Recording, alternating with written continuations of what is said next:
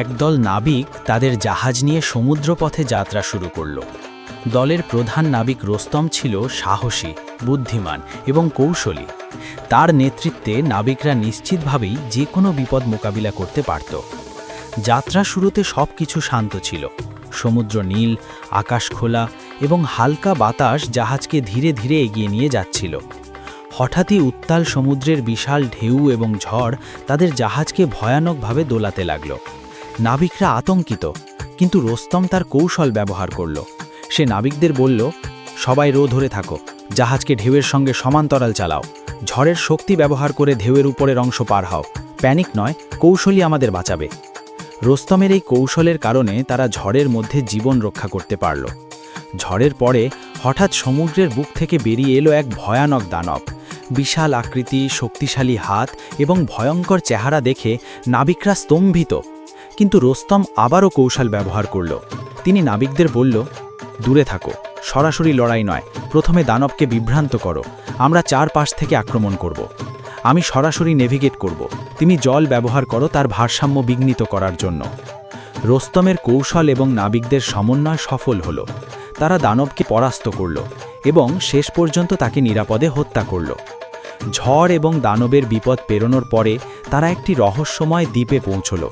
দ্বীপটি অদ্ভুত, চারপাশে কুয়াশা, অদ্ভুত আলো এবং গুহার সামনে দাঁড়িয়েছিল এক বিশাল দানব।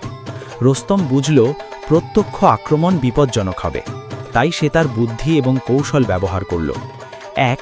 নাবিকদের দূরে রাখতে বলল যাতে তারা কোনো ক্ষতি না পায়। 2. নিজে ধীরে ধীরে গুহার কাছে এগোলো এবং পর্যবেক্ষণ করল। 3. দানবের আচরণ ও আন্দোলন বিশ্লেষণ করল। কিছুক্ষণ পর রোস্তম জানতে পারল দানব আসলে খারাপ নয়।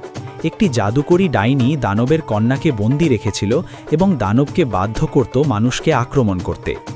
রোস্তম কৌশল ব্যবহার করে দানবকে সরাসরি মোকাবিলা না করে তার মন শান্ত করল।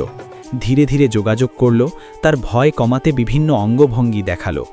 বুদ্ধি ব্যবহার করে দানবকে বোঝালো যে সে আর কারো ক্ষতি করবে না যদি রোস্তম কন্যাকে উদ্ধার করে। রোস্তম যখন দানবের কন্যাকে উদ্ধার করল, তখন সে দেখল ডাইনি এখনও তাদের পেছনে। ডাইনি একটি অদ্ভুত ছোট পাত্র হাতে নিয়ে লুকিয়ে রাখছিল। রোস্তম লক্ষ্য করল ডাইনি তার প্রাণ বা ক্ষমতা সেই পাত্রে লুকিয়ে রেখেছে। পাত্রের মধ্যে একটি ছোট মশার মতো প্রাণ লাফাচ্ছিল, যা ডাইনি তার আত্মার আকারে ব্যবহার করছিল। রোস্তম দ্রুত কৌশল নিল।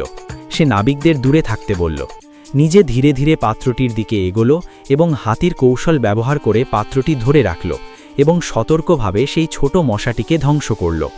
মশাটি মারা যাওয়ার সঙ্গে সঙ্গেই ডাইনি চেঁচামেচি করতে করতে প্রাণ হারালো। তার অদ্ভুত শক্তি নিষ্প্রাণ হয়ে গেল। রোস্তম বুঝল যে কোনো দুষ্ট শক্তিকে ধ্বংস করতে কৌশল, বুদ্ধি এবং ধৈর্য অপরিহার্য। দানব, যিনি আগে ক্ষিপ্ত ছিল, রোস্তমের সাহস এবং বুদ্ধি দেখে খুশি হয়ে তাকে ধন্যবাদ জানালো। তারপর দানব তার সন্তানকে নিয়ে শান্তি ফিরিয়ে দিল। শেষে রোস্তম এবং তার নাবিকরা দ্বীপ থেকে নিরাপদে বেরিয়ে এসে সমুদ্রপথে ফিরে এলো। তারা শিখল সাহস, বুদ্ধি এবং কৌশল মিলিয়ে যে কোনো ভয়ানক বিপদকেও জয় করা সম্ভব।